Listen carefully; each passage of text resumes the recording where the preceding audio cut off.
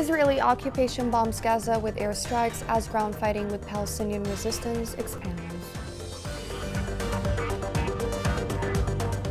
Hundreds of thousands march across the world against the Israeli war on Gaza.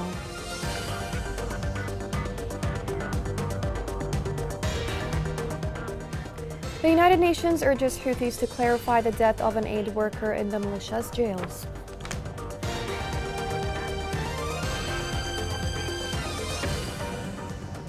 Welcome to Yemen Today TV. This is the English news with me, Shazad Dilbei. The war on Gaza has entered a new phase, the Israeli defense minister said. The Israeli occupation army has sent tanks and other ground forces into Gaza and kept them there while continuing its intense artillery attacks and bombs. This report has more details. Today, Israeli warplanes carried out airstrikes near Gaza's largest hospital, which is packed with patients and tens of thousands of Palestinians seeking shelter.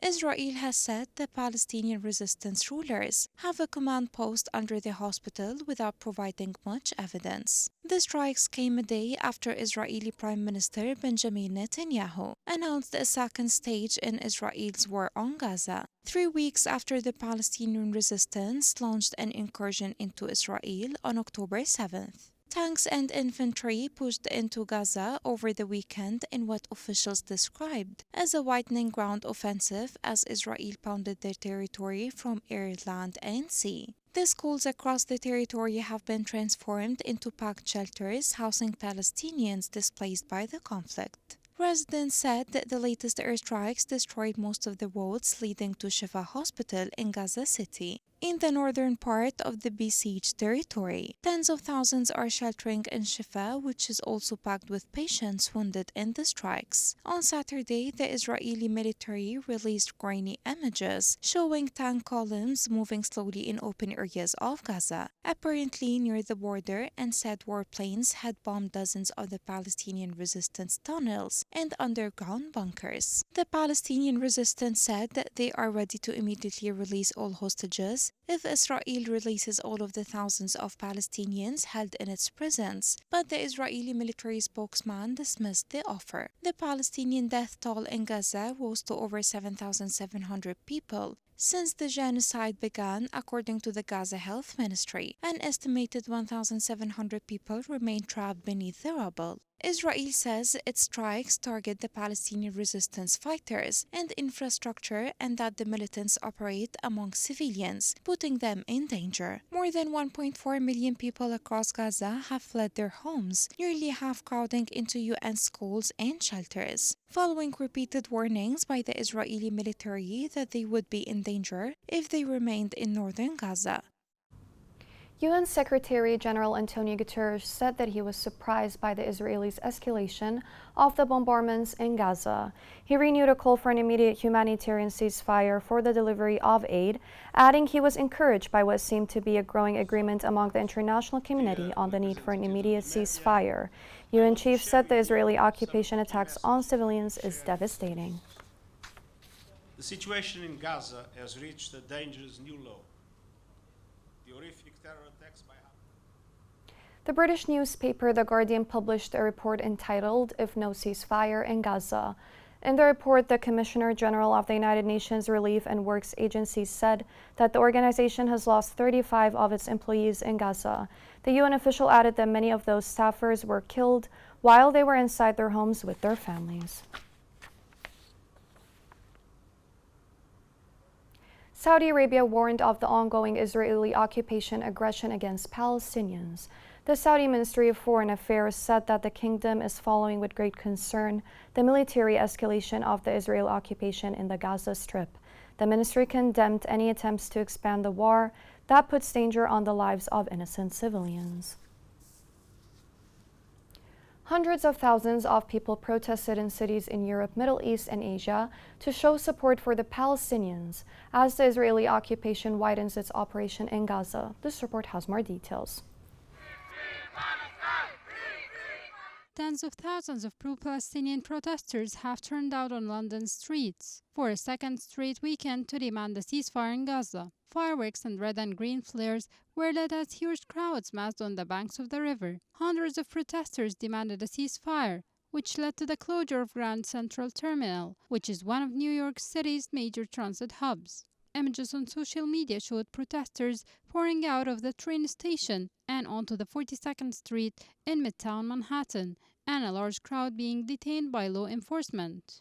The group Jewish Voice for Peace, which organized the demonstration, posted a video on Instagram showing police in the station escorting a long line of protesters who were wearing shirts reading "Ceasefire Now" and "Not in Our Name," with their arms secured behind their backs. Hundreds of Jews and their allies are getting arrested in what is likely the biggest mass civil disobedience New York City has seen in 2 decades. Demonstrations also took place Saturday in Indonesia, Pakistan, France, Italy, Norway, and Switzerland. In Turkey, President Erdogan addressed hundreds of thousands of supporters at one of the largest pro-Palestinian rallies since the Israel war began. He mentioned that Israel has been openly committing war crimes for 22 days, but the Western leaders cannot even call on Israel for a ceasefire. Yemenis also have put aside their miseries to unite for Gaza and Palestine. Hundreds of thousands have rallied across the country to call for an immediate ceasefire and end to Israel's occupation of Palestine. For Yemenis,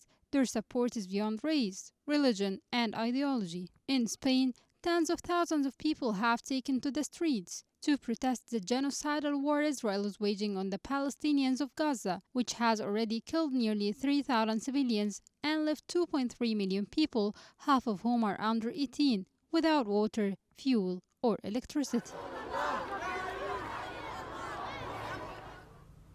The United Nations called on the Houthi militia to immediately relieve the circumstances of the death of an aid worker who was detained in Houthi prisons. The UN resident coordinator David Gressley called on the Houthis to provide comprehensive and urgent information regarding the circumstances that led to the death of the aid worker.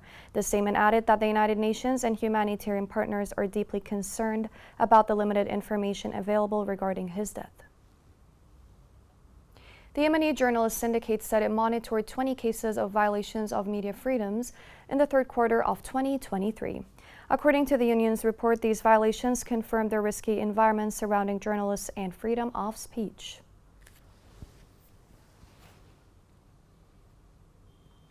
Security forces in Taz raided new hideouts for human trafficking gangs in the city. A joint security campaign, Central Security raided hideouts used by smugglers to illegal African immigrants. The sources added that the force in charge of the operation found the presence of a group of illegal African immigrants consisting of 91 immigrants.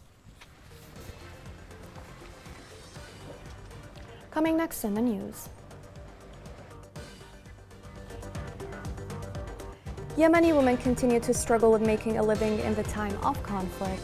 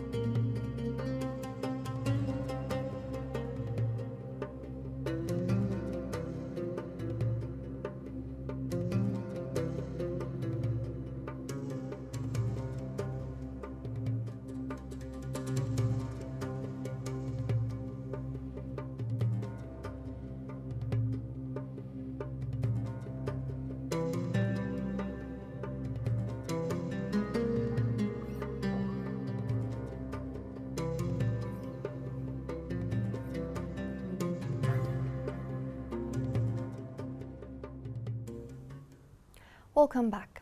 While the conflict in Yemen has had a horrific impact on everyone, women and girls have been hugely affected.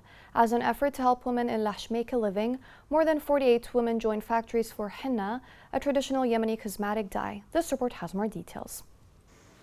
The prolonged conflict in Yemen have had a detrimental economic impact on the people, especially on women. One essential component of successful stabilization and development is the economic empowerment of women. Regarding women's access to and control over productive resources, their ability to engage in the labor market, and meaningful involvement in economic decision-making at all levels should all be included. The vocation of grinding and selling henna has expanded in Tuban district in Lahj Gavarrat as a result of the construction of many milling plants located in the rural areas of Tuban. Right here, Nof spends hours working in henna milling along with her 11 co-workers in Bir Jabir. They are not alone, as the female employees at Bir Amir doing similar duties with an experience that helped them curb the tide of poverty. I work in Bir Jabir Henna Grinding Lab in Lahj. It is supported by the Red Cross, the Agricultural Office, and the Association for the Development and Empowerment of Rural Women. We had no idea how to do this type of work done, but we have been working for 2 years so far. We are 12 women. Despite the difficulties we face, we continued working. The Rural Women's Development Association in Lahj, which is financed by the International Red Cross, provides services to 48 women in 7 centers. They transform the women into a glimpse of the daily activity in producing and selling henna.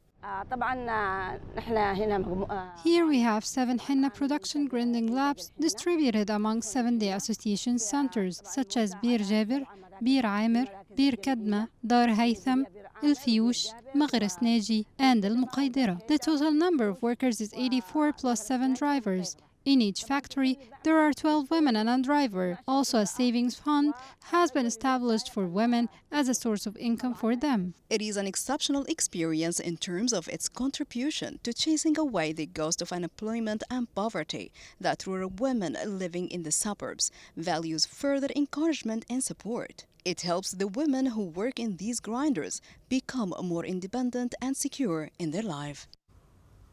Security services in Al-Mahra seized disturbing devices for drones.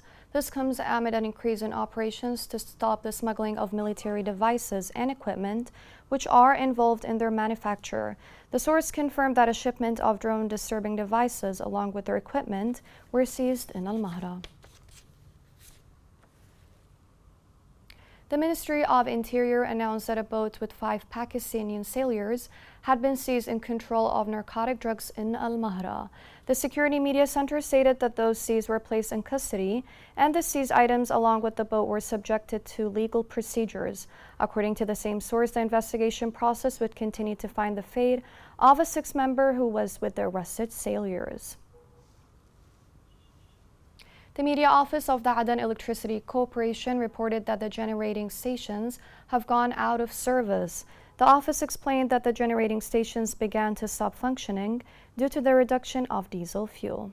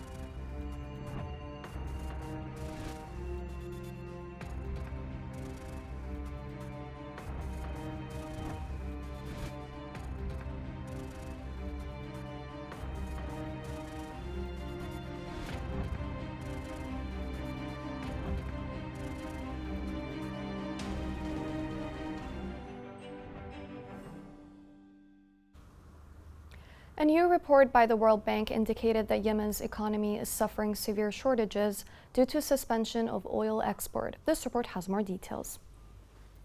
The World Bank expected that the Yemeni economy would contract during the current year by 0.5% due to the cessation of oil exports as a result of the Houthis targeting its export ports, and described this as a severe shortage compared to the growth rate that the country's economy witnessed during the previous year by 1.5%.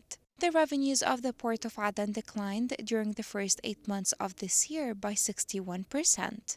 The report said that the economy faced another challenge due to the decline in imports and the redirection of imports from Aden to the Houthi-controlled ports, which were reopened within the framework of the UN-sponsored truce. According to the report, this year witnessed many challenges for the Yemeni economy. The end of the United Nations-sponsored truce led to a series of harmful economic developments, and it is expected that this sequence of events will return the economy to a state of recession. It stressed that the blockade imposed by the Houthis on oil exports had a significant impact on oil production and exports. The World Bank report stated that the step taken by the Houthis to import domestic gas to the areas they control led to a reduction in demand for gas extracted from government-controlled areas. But it stressed that some challenges, such as currency price fluctuations, high inflation, and intensifying social unrest, caused a decline in the performance of non-oil economic sectors, especially the private sector. The report found that the improvement in non-oil economic sectors was enhanced by an increase in consumer spending by households and the government, which contributed 1.1 percentage points and 1.3 percentage points, respectively, to overall real GDP growth. According to the World Bank, data provided by the assessment project showed a significant decline of 61% in imports through the government-run port of Aden from the beginning of the year until last August, while the port of Hodeidah, which is under the control of the Houthis, witnessed a much smaller decline of 8%. The bank confirmed that this increasing decline is mostly due to the oil blockade and due to the decline in customs revenues due to the diversion of imports from the port of Aden. Here's a reminder of the main headlines. Israeli occupation bombs Gaza with airstrikes as ground fighting with Palestinian resistance expands.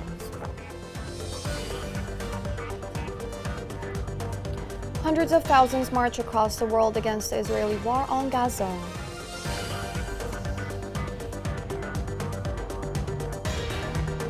The United Nations urges Houthis to clarify the death of an aid worker in the militia's jails.